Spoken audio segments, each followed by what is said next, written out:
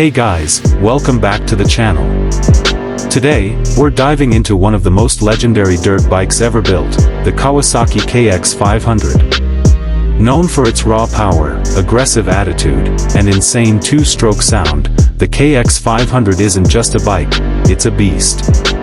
So strap in, because we're taking a ride back to the glory days of motocross. History. The Kx 500 first hit the dirt in 1983, and right from the start, it was all about power. Kawasaki built this machine to dominate, and dominate it did. From the mid-80s to the mid-90s, it was nearly unbeatable in desert racing and motocross, especially in events like the Baja 1000 and AMA Nationals. Riders feared it, respected it, and some even called it the Green Rocket. Specs and performance. So, what made the Kx 500 so legendary? Under the seat, you had a 499cc liquid-cooled two-stroke engine. This thing produced over 60 horsepower, and with a dry weight of just around 220 pounds, it was a straight-up missile on two wheels.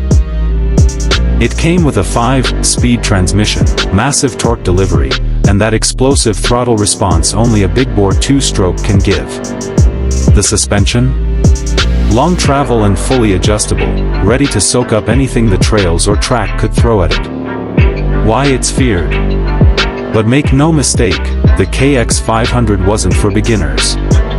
It had brutal power delivery, wild vibration, and it demanded respect.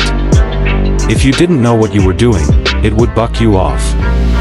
That's why it gained a reputation as both a legend and a lunatic. Cult status and modern comeback.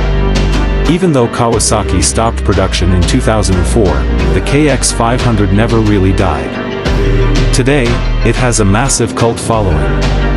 Riders still rebuild, restore, and even race them. Some have even converted Kx 500 engines into modern aluminum frames, creating hybrid monsters that blend old-school power with new-school handling. Conclusion.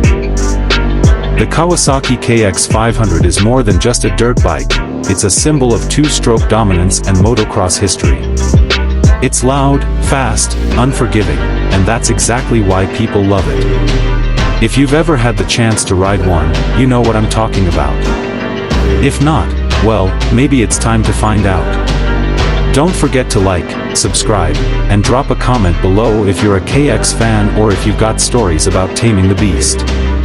Thanks for watching, see you in the next ride.